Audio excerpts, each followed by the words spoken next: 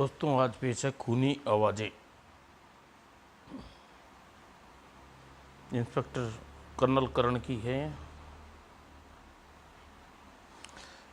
तुम्हारे सियासों लीडरों की हत्या करने है।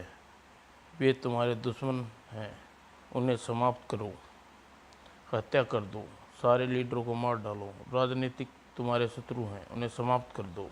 सुन सुन सुन। कार्गो की सी वर्ल्ड इंडोनेशिया में गुलाबी अंगूर की पेटियां लेकर आया। यह अंगूरों की इस वर्ष नई जाति पहले वर्ष इंडोनेशिया में तैयार की गई थी। जल्दी ही यह अंगूर पूरी दुनिया में मशहूर हो गए थे। सी वर्ल्ड की कैप्टन शार्क और फर्स्ट कैंप ऑफिसर मेहरमान आपस में बात कर रहे थे। मुझे डर लग रहा है सर, कहीं हम लोग किसी मुसीबत में न पड़ जाएं। बेकार की बात मत करो रहमान। किसी को कैसे पता चलेगा कि हमने रास्ते में अंगूर की पेटियां बदल दी हैं। फिर रहमान 5 दिन पहले घटनाएं को याद आई। वह कैप्टन इंडोनेशिया पोर्ट पर बने एक बार में बैठे थे। हेलो कैप्टन मार्क, क्या आपके साथ बैठ सकता हूँ? बोगो ने सामने एक विचित्र पेशकश रखी। कैप्टन, क्या आप 10 लाख रुपये कमाना चाहते हैं? 10 लाख? हमें क्या करना होगा? कुछ देर के लिए मेरी शिप मेरी बताई जगह पर रोकना होगा। मंजूर है? हाँ, गुड। जहाज इंडोनेशिया में रवाना हुआ। बोगा उसमें सवार हुआ, गहरे समुद्र में पहुंचा। यहाँ से दक्षिण पश्चिम की ओर यात्रा करेंगे कैप्टन। ओके बोगा। और लंबी यात्रा के बाद जहाज एक हरे भरे अनजान टापू के तट पर जाकर रुका। यह अंगूर की सैकड़ों पेटियां तैयार रखी थी। बोगा ने आदमियों ने जहाज के असली पेटियां उतार दूसरी पेटियां जहाज पर लाद दी और कैप्टन बार्क इसके विरोध किया तो बोगा ने उसे एक पेटी खोल कर दिखाई। इन पेटियों में गुलाबी अंगूर हैं कैप्टन।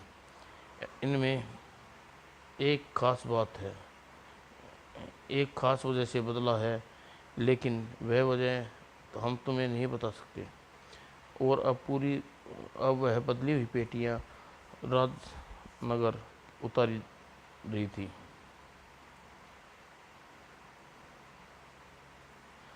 कैप्टन मार्क 10 लाख रुपए ले चुका था, इसलिए खामोश हो जाना पड़ा। कुछ ही दिनों बाद अंगूर राजनगर की और आसपास शहरों में बिक रहे थे। भाई, 1 किलो गुलाबी अंगूर दो।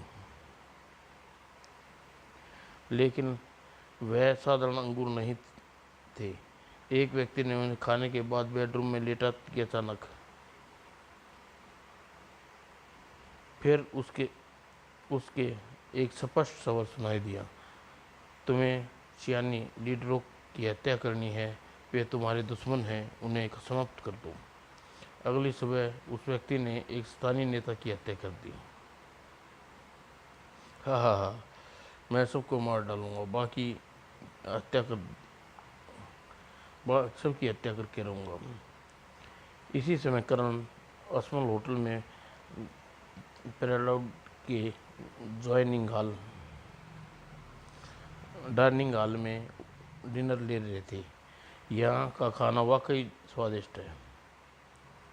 तभी हाँ, अरे पकड़ो, वह खूनी है, हत्यारा है, सबको हत्यारा करके भाग रहा है। और अगले ही पल हत्यारा ने तुरंत उठकर उस पर हमला करना चाहा। मुझे छोड़ दो। यह एक नंबर 20 में ठहरे नेताजी की हत्या करके भाग रहा है। ओह, तुम तुम कुछ ही देर में पुलिस पहुंच गई और असलम भी पुलिस के दल के साथ रूम में नंबर 20 में पहुंचे। यह हत्या तुमने की है? हाँ, मैं सब नेताओं की हत्या कर दूंगा। लाश का मुआयना करने के बाद इंस्पेक्टर ने हत्यारे की तलाशी ली। ओह, इसकी जेब से गुलाबी अंगूर निकले। क्या मतलब? कर्नल साहब, पूरे प्रांत में जब तक विभिन्न दलों ने 8 नेताओं की हत्या हो चुकी है और सब हत्यारे की जेब से इसी प्रकार के अंगूर निकले हैं। और आश्चर्य की बात यह है कि यह युवक मरने वाले से कोई दुश्मनी नहीं है और न ही इनकी कोई पेशावर हत्यारे हैं। तो आपका मतलब ये है इन अंगूरों की गड़बड़ है? जी हाँ, लगता तो ऐसा ही है। और उधर कर्ण ने असलम के डाइनिंग हॉल में के ऊपर के रूम में जाते वहाँ एक अन्य व्यक्ति उठकर टॉयलेट में गया और hello headquarter navy shipping. Yes Negi, क्या रिपोर्ट है? सर, इस बार कर्नल कर्ण इस मामले में शामिल हो गया है। यह तो बुरा हुआ।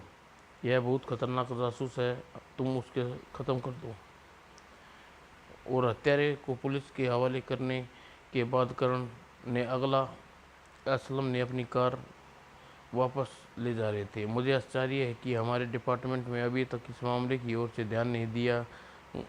मैं भी हैरान हूँ। तभी कर्ण की बराबर में गुजरी कार और गई और असलम बचो और असलम ने उसका पीछा करने लगे। दाएं दाएं दाएं, स्पीड बढ़ाओ असलम। वह उस कार के टायर ब्लास्ट करता हूँ। दाएं, चीं, तड़ाक। और अगले ही पल, ओ गॉड, इसकी लाश भी पहचान में नहीं आ रही। लाश की तलाशी लो। Mini transfer. ओह, इस मामला विदेशी जासूसों का लग रहा है असलम। हमें जनरल यादव को सूचना देनी चाहिए। और कुछ देर बाद जनरल यादव के ऑफिस में। सर, मुझे उस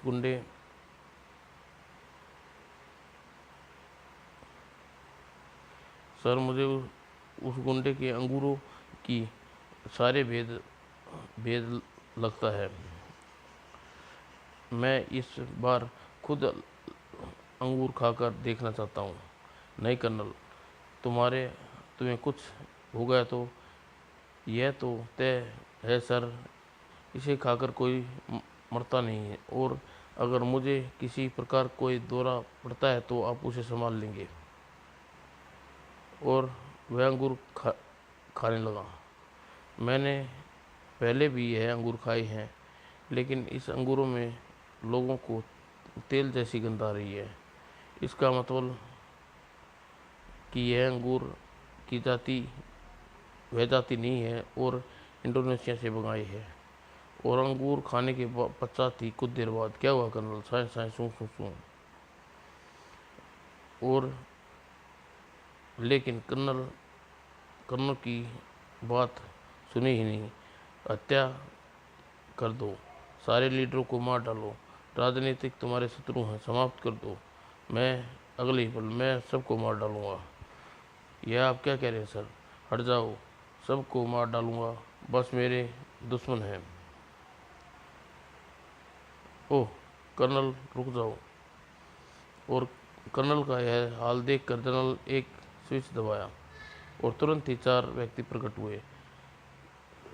संभालना, काबू कर लो। और चारों ने मिलकर कर्नल को दबोच लिया। छोड़ दो मुझे, मैं सबकी हत्या कर दूंगा। यह इसकी अंगूरों के नशा में है। ओह, खतरनाक है नशा है।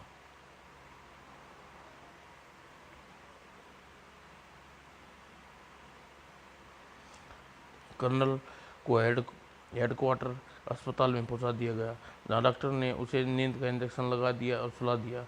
अब यह होश में आने के बाद यह बता सकेंगे कि अंगूरों को खाकर इन्हें क्या महसूस हुआ। 2 घंटे बाद जब कर्नल को होश आया तो बिल्कुल नॉर्मल था। तुमने क्या हो गया था कर्नल? मुझे एक नशा सा हो गया था और कानों में आवाज़ें सुनाई दे रही थी।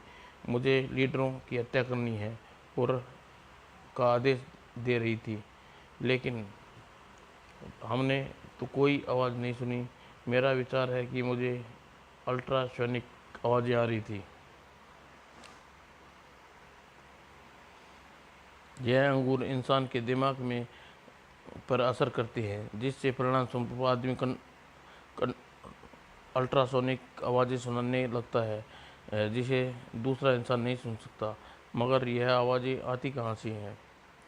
मेरी थ्योरी यह है, शत्रु ने सारे शहर में लाउडस्पीकरों ऐसे लाउडस्पीकरों का जाल फैला रखा है जो अल्ट्रासोनिक लहरें से भाषण और ब्रॉडकास्टिंग करते हैं, और भाषण उस अंगूर खाने वाले व्यक्ति को सुनाई देते हैं। तो फिर यह बड़े खतरनाक साजिश है। हमें तुरंत कुछ करना होगा। अगले ही दिन जनरल यादव देश में के 2 बड़े वैज्ञानिकों को बुलाया और उन्होंने रासायनिक शास्त्री और दूसरा वनस्पति साकी।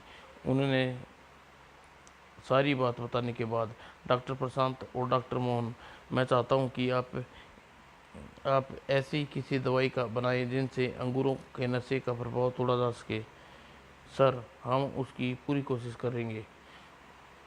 उसी दिन उन्होंने सरकारी प्रयोगशाला में काम आरंभ कर दिया और प्रयोगशाला की यह इमारत शहर के बीच में स्थित थी।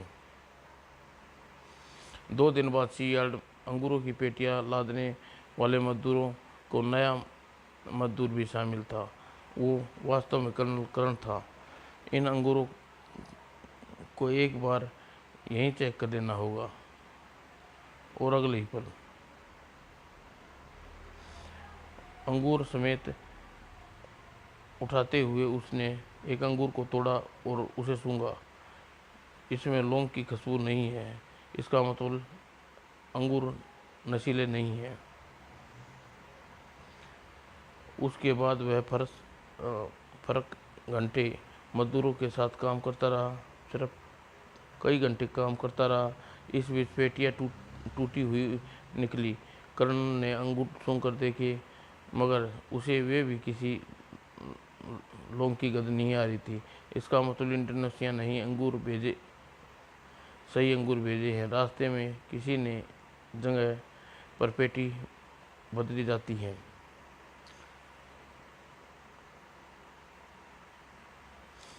और उसी रात, सर, मैं कल सुबह ही वापस चला जाऊंगा। जहां पर जहाज भारत के तट पर पहुंचेगा तो किसी तरह उस पर चढ़कर यह चेक करूंगा कि अंगूर रास्ते में बदले गए हैं या नहीं। तो क्या आपने साथ चलूंगा? नहीं, तुम यहीं रुकोगे और कैप्टन मार्क की निगरानी करोगे। Okay sir. 2 दिन बाद सी यार्ड पर अंगूरों की पेटी लादने वाले मजदूरों की एक नया मजदूर शामिल हो गया, जो कर्नल था। इन अंगूरों को एक बार चेक करना चाहिए। और अगले ही पल उनने अंगूरों को अंगूठे से तोड़कर सूंघा। अगले दिन कम वक्त 4 घंटे से यहीं बैठा शराब पी रहा है। कैप्टन मार्क की निगरानी में एक व्यक्ति भी कर रहा था, जिसके यह स्थिति देखकर तुरंत बोगा को फ़ोन किया। बोगा इस वक्त 0 बार में बैठा एक भारतीय उसकी निगरानी कर रहा है। मुझे शक है कि यह व्यक्ति कैप्टन असलम है। ओह, इसका मतलब कर्ण हमारे पीछे लग चुका है।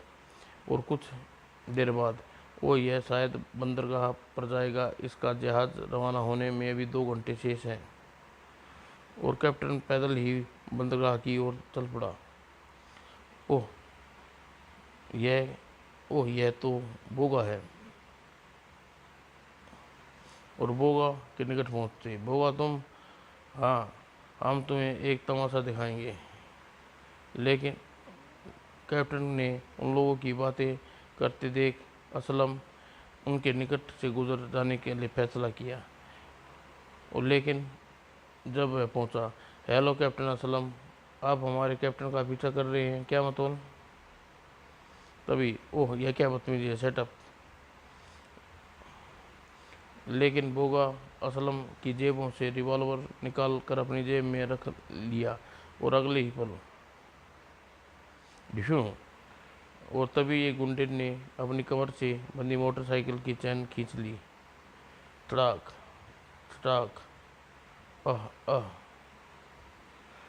कौन था यह? भारत का सबसे खतरनाक जासूस क्राइम कर्नल करण का सहयोगी असलम था। और उसी शाम सीवर्ड के तट पर रवाना हुआ तो एक अजीब असलम को रस्सियों में बंधा बंधा बेहोश था। और 2 दिन की यात्रा के बाद जहाज एक अनजाने टापू पर पहुंचा और असली अंगूर की पेटियों के बीच असलम को भी उतार दिया गया। और 10 घंटे बाद सी यार्ड से नशीले अंगूरों की पेटियां लादी गई और भारत के तट की ओर रवाना हो गई। और बम्बई तट पर से 40 किलोमीटर दूर हेलीकॉप्टर समुद्र के ऊपर चक्कर लगा रहा था। कैप्टन करण और स्थानीय मछुआरे की वेशभूषा में दूरबीन पायलट के साथ बैठा था। सी यार्ड अभी तक नजर नहीं आया। वह तक क्या चक्कर, एक और चक्कर लगाओ। और कुछ देर बाद वो रहा सी बर्ड से लगभग 2 किलोमीटर दूर करण हेलीकॉप्टर से समुद्र में छलांग लगा दी। दिन का समय है, मुझे जहाज का अवश्य ही दिखाई दे जाऊंगा। और कुछ देर बाद वह जहाज के निकट पहुंचा, डूबने की एक्टिंग करने लगा। अरे कोई डूब रहा है। और रहमान ने कैप्टन मार्क को सूचना दी और जहाज को तत्काल ही एक किश्ती पानी में उतारी और आ जाओ। और 15 मिनट बाद मैं अपनी पार्टी के साथ मछलियाँ पकड़ने गया था साहब। एक चट्टान से टकराकर हमारी किश्ती टूट गई और मेरे 4 साथी डूब गए। पर आपका जहाज आ गया तो मैं इस तरफ डूब जाता। लेकिन कैप्टन करण की कहानी पर विश्वास नहीं आया। इंजन रूम में पहुंचकर उसने रहमान को बताया, हमारे उस व्यक्ति के जहाज पर लाकर गलती की है रहमान। तो क्यों? वो बोगा ने बताया था कि करण नाम का कोई जासूस हमारे पीछे लग गया है। करण का हुलिया उससे बहुत बताया था, उस व्यक्ति से फिट बैठता है। ओह यह बातें तो उसे चेक करना चाहिए। और करण के डेक में जाकर उसे अगले कदम पर विचार कर रहा था कि तभी उसने रहमान ने आते देखा। साहब यह जहाज़ कब चलेगा? इंजन में कोई खराबी है, सुबह तक इंजन ठीक कर लिया जाएगा। ओह यह तो मेरे लिए बहुत अच्छा होगा। रात को मैं अंगूरों की पेटियाँ चेक करूँगा और आधी रात के समय यह मजदूर का रूम में कमरे काम कर रहे चुका हूँ, इसलिए सीधा गोदाम के दरवाजे पर पहुंचा गया। ओह उसने अंगूर उठाकर उसका गुच्छा तोड़कर सूंघा। ओह इसमें तो लौंग की खुशबू आ रही है, यानी यह अंगूर नहीं है, इंडोनेशिया से लाई गई है। और तभी उसने फुर्ती का मशवरा दिया। उसने अपने ऊपर धक्का दिया और फिर सीढ़ियों से दौड़ा, लेकिन उसे पता नहीं था कि उसे घेरा जा चुका है। ओह डड़ाम! तभी पेटियों के पीछे से कुछ और मल्लाह बाहर निकले। ओह शायद मैं फंस गया हूँ। इससे मुकाबला करने की कोशिश तो गोदाम की लाइट जल गई। ओह कैप्टन, कोई फायदा नहीं कर्नल कर्ण, तुम्हें बच नहीं सकते। ओह तुम ओह मुझे तो पहले ही संदेह था, लेकिन अब विश्वास हो चुका है तुम कर्ण हो। और मैं भी विश्वास के साथ कह सकता हूँ जार पर नशीले अंगूर लेकर जाए हो। लेकिन एक मल्लाह ने कुछ इशारा किया और अगले ही पल, इसे ले जाकर बंद कर दो, बोगा से बात करता हूँ। कुछ देर बाद, हेलो बोगा, एक मुसीबत में फंस गया हूँ, क्या पूरी बात बताई। यह बुरा यह बुरा नहीं हुआ कैप्टन, हमें खुशी है तुमने करण को पकड़ लिया। तुम अपनी पोजीशन बताओ, मैं तुरंत पहुंच रहा हूं। कैप्टन ने समुद्र में अपनी स्थिति बताई और सुबह होने से पहले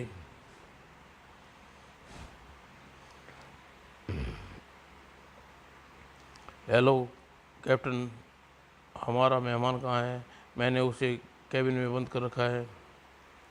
और नीचे कैबिन में करण यह है कर्नल करण ही है। मैं इसके अपने साथ टापू पर ले जाऊंगा।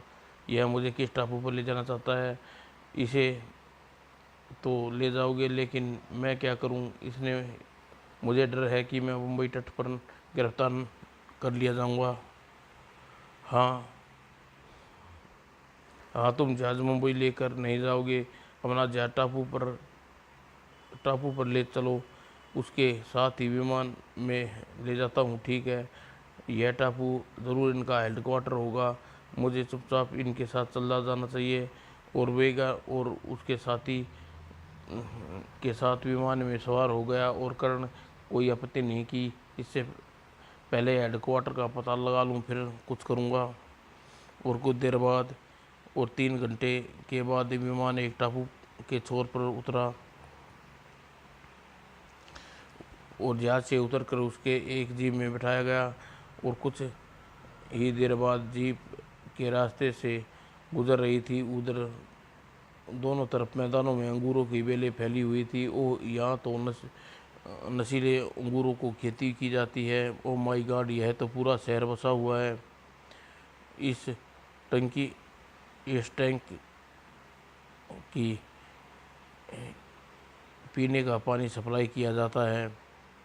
और नीचे उतरो कर्नल, और इमारत के भीतर बने कई कॉरिडोर से गुजरने के बाद ताला खोलो, अंदर चलो। और भीतर घुसते ही दरवाज़ा बंद कर दिया। और असलम और करण, तुम दोनों एक दूसरे को वहाँ पहुँचने की कहानी फिर अंत में असलम ने बताया।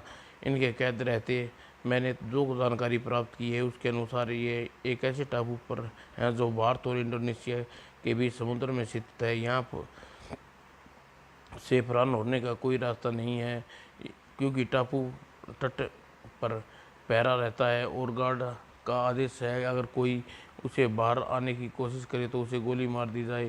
फिलहाल तो मेरा भी यहाँ से फरार होने का कोई इरादा नहीं है। मैं देखना चाहता हूँ कि यहाँ क्या साजिश रची जा रही है। लगभग 2 घंटे बाद तुम दोनों हमारे साथ चलो। चलो असलम, देखो क्या क्या सामने आता है। और गार्ड के उन्हें इमारत के दरवाजे के सामने ले आए। भीतर चलो, जाओ। और भीतर घुसकर दोनों आश्चर्यचकित रह गए। ओ डॉक्टर प्रभात और मोहनलाल, हमें जीव देखकर बहुत हैरत हो रही है न कर्नल। तो वह आप लोग थे, विस्फोट करने के मरने का नाटक क्यों किया। वह तो हमारी मजबूरी थी कर्नल, क्योंकि तुम्हारे जनरल यादव के संयोग से बड़ा बस हमारा चयन कर लिया था। और कोई समझदार व्यक्ति ही जानबूझकर अपने दाव पर कुल्हाड़ी मारने की पसंद करता। अब दोनों इधर आकर बैठ जाओ, फिर आराम से बात होगी।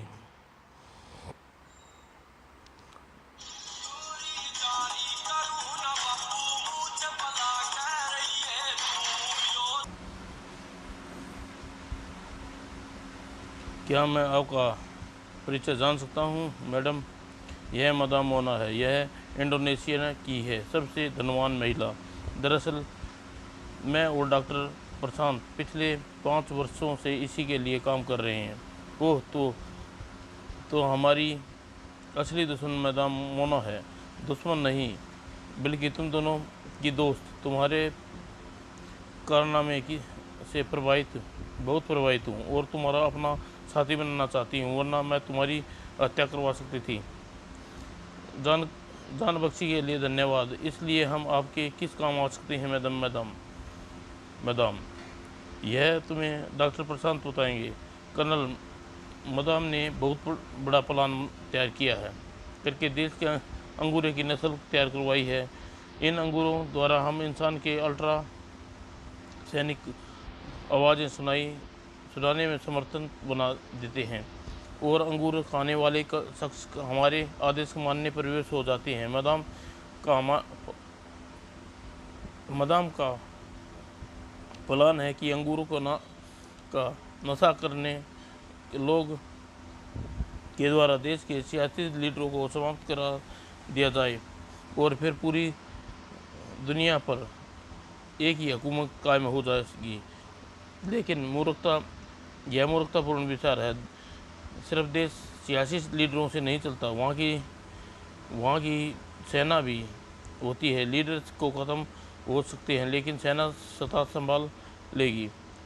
ऐसा नहीं होगा कर्नल। हमने ऐसी दवाई तैयार की है जिससे द्वारा हम इंसानों को पागल बना सकते हैं मगर किसी देश की इत्यादि आबादी पागल हो जाए तो उससे निपटने के लिए शेष आबादी हमारे हर शर्त मानने के लिए तैयार हो जाएगी। लेकिन आप किसी देश की आधी आबादी को एकदम पागल कैसे बना सकते हैं? मैं आपको बताता हूँ।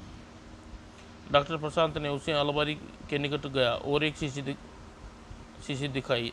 यह देखिए, इसमें इंसान को पागल कर देने वाले जीरासिस हैं और यह एक छोटी सी शीशी पूरे शहर को लिए काफ़ी है। शहर के लिए हम पानी की सप्लाई किया करते हैं। अगर उस नदी या नगर नहर में जीरासिस को डाल दिया जाए तो उसका पीकर पूरा शहर 1 घंटे में पागल हो जाएगा।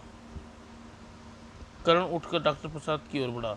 यह तो खतरनाक शीशी है बनाई है आपने। आप लोग क्या सारी शीशियाँ यही हैं? शीशियों में जीरासिस है? हाँ, सैकड़ों शीशियाँ। इसमें पूरी दुनिया पागल बना सकते हैं। फिर अचानक करण लड़खड़ाया और सॉरी डॉक्टर, मेरा बैलेंस बिगड़ गया था। ओह, ऑल राइट, प्लीज़ डॉक्टर। करण को इधर आकर बैठ जाइए। करण, क्या आपको हमारी बात मंजूर है? पेशकश तो अच्छी है, लेकिन हमें सोचने का वक्त दीजिए। लेकिन आपको 48 घंटे का समय दिया जाता है। उसके बाद वे वापस अपने कमरे में पहुंचे। गार्ड बाहर का दरवाज़ा बंद कर दिया है। कर्नल अपने लिबास से हाथ बाहर निकाला। अरे, यह जीरासिस की शीशी। यह इसी इमारत में चुराने के लिए मैंने ठोकर खाई थी, गिरने का नाटक किया था। लेकिन यह शीशी आप शीशी का करेंगे क्या? उन लोगों की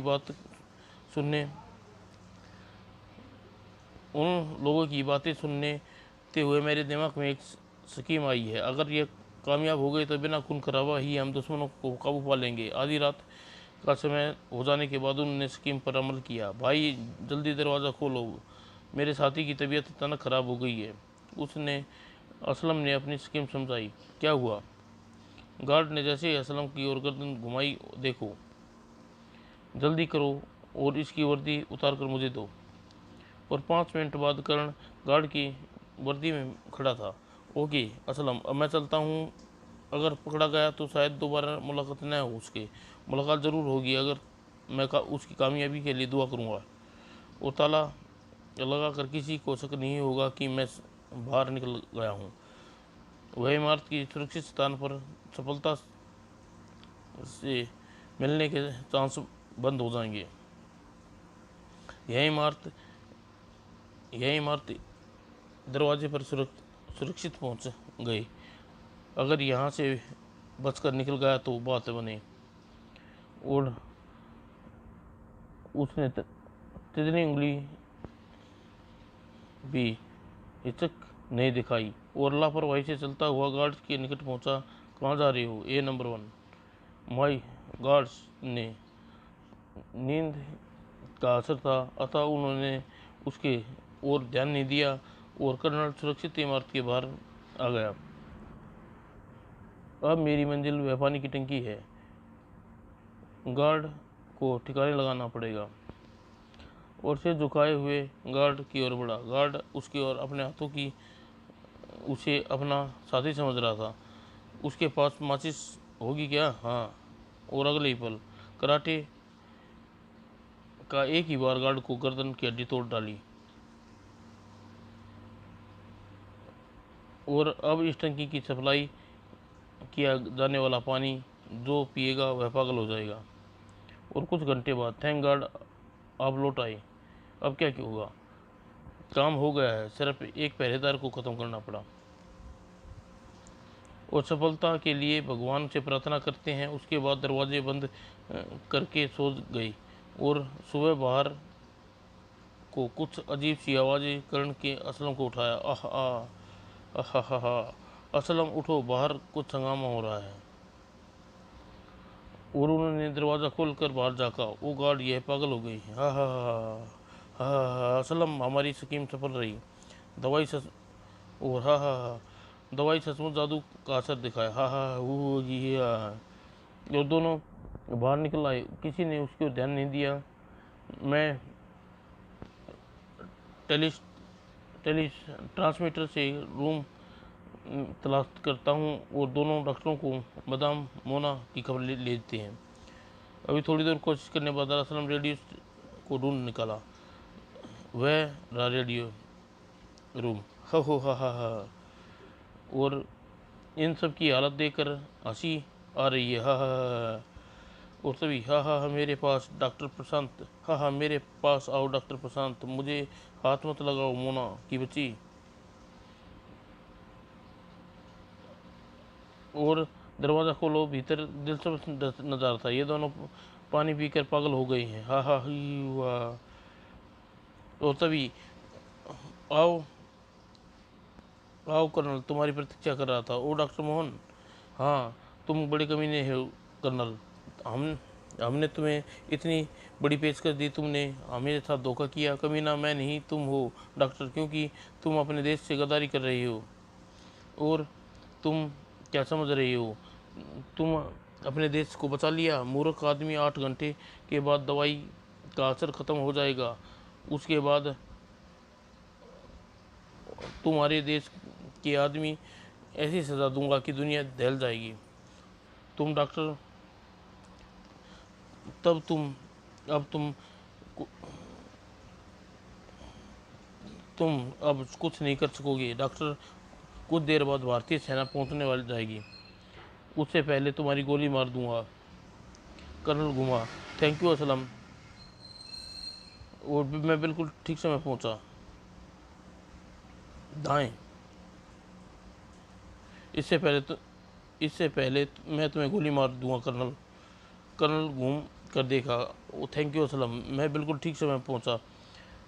और जब तक कोई उलझन बाकी नहीं रही और मदाम मोना, डॉक्टर प्रशांत उसके साथियों से पागल हो चुके थे। डॉक्टर मोहन मारा जा चुका था और कई घंटे बाद भारतीय सेना के जवान वायु सेना के विमानों के साथ वहां पहुंचे और पूरे टापू पर अधिकार कर लिया। समाप्त दोस्तों।